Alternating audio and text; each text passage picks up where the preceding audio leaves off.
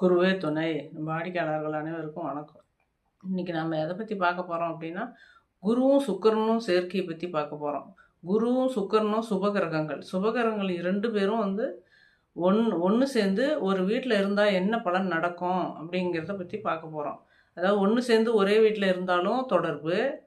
அதாவது குரு இருக்கிற இடத்துக்கு 5ல சுக்கிரன் இருந்தாலும் தொடர்பு. குரு இருக்கிற இடத்துக்கு 7ஆம் இடத்துல சுக்கிரன் இருந்தாலும் தொடர்பு. ஏன்னா பார்வைப்படுதுல்ல. அதனால. குரு இருக்கிற இடத்துக்கு 9ஆம் இடத்துல இருந்தாலும் இது தொடர்பு தான். 2 பேரும் ஒரே வீட்ல 8 டிகிரிக்குள்ள இணைஞ்சிருந்தாலும் தொடர்பு தான். அப்ப அந்த குருவும், சுக்கிரனும் வந்து சுபகிரக வரிசையில வந்தாலும், அவங்க 2 பேரும் வந்து பகை கிரகமா வராங்க. பகை கிரகமா வரும்போது, அவங்க எந்த வீட்ல உட்கார்ந்துருக்காங்களோ, அந்த வீட்ல வந்து குருவுக்கு ஒண்ணு நட்பு வீடா இருக்கும், அவங்க உட்கார்ந்துருக்கிற வீடு. அல்லது சுக்கிரனுக்கு நட்பு வீடா இருக்கும். இவங்க 2 பேரும் சேர்ந்து உட்கார்ற வீடு.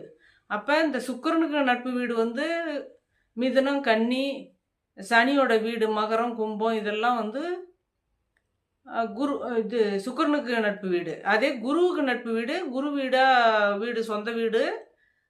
அது செவ்வாயோட வீடு மேஷம், ரிஷபம், தனுசு, மீனம் இந்த மாதிரி. சூரியன் வீடும் வந்து குருவுக்கு நட்பு வீடா வரும். இப்ப அந்த குருவுக்கு நட்பு வீட்ல உட்கார்ந்துருந்தாங்கன்னா, 2 பேரும் உட்கார்ந்துருக்கும்போது, சுக்கிரனுக்கு பகை வீடா வந்துரும் சூரிய பகவான். சுக்கிரனுக்கு பகை வீடா வந்துரும்போது, இந்த சுக்கிரன் திசை நடந்ததுன்னா, சுக்கிரனுக்கு உண்டான பலன குடுப்பாரு. இவரு வந்து குரு வந்து நட்பு வீட்ல உட்கார்ந்துருக்கிறதுனால, குருவுக்கு உண்டான பலன வந்து குடுக்க மாட்டாரு. குருவுக்கு உண்டானது என்ன? பணம், காசு, வருமானம் இந்த மாரி குழந்தைங்க குழந்தைங்க வந்து குருவுக்கு காரகர்.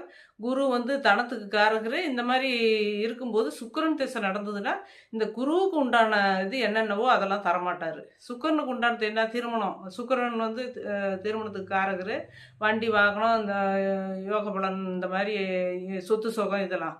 இதெல்லாம் தான் குடுப்பாரு சுக்கிரன் திசையில. அல்லது குரு திசை நடந்துச்சுன்னா, குருவுக்கு உண்டான த பணம் காசு அதிகமா குடுத்து, குழந்தைகள குடுத்து குடும்பம், குழந்தைகள் இந்த மாரி வசதி வாய்ப்புகள்லாம் குடுப்பாரு. அப்படி குடுப்பாரு. 2 பேரும் ஏன்னா பகைக்கிரகமா இருக்கிறதுனால, எந்த திசை நடக்குதோ, அந்த திசையில அவர் வந்து எந்த வீட்ல உட்கார்ந்துருக்காரோ, அந்த வீட்டுக்கு தகுந்த பலன தான் குடுப்பாரு. அதுவே வந்து 2 பேரும் வந்து 8 டிகிரி தாண்டி உட்காந்துருந்தாங்கன்னா, ஒண்ணும் பிரச்சனை இல்ல. ஏன்னா என்னது தான் குடுக்கணும், ஒண்ணு தான் குடுக்கணுங்கிற அளவுக்கு வராது. அல்லது வந்து 2 பேத்தினுடைய திசை வராம இருந்து, குருவும், சுக்கிரனும் ஒரு வீட்ல இருந்தாலும் பிரச்சனை இல்ல. பிரச்சனை இருக்காது. ஏன்னா இவங்க 2 பேரும் பகை கிரகமா வர்றதுனால.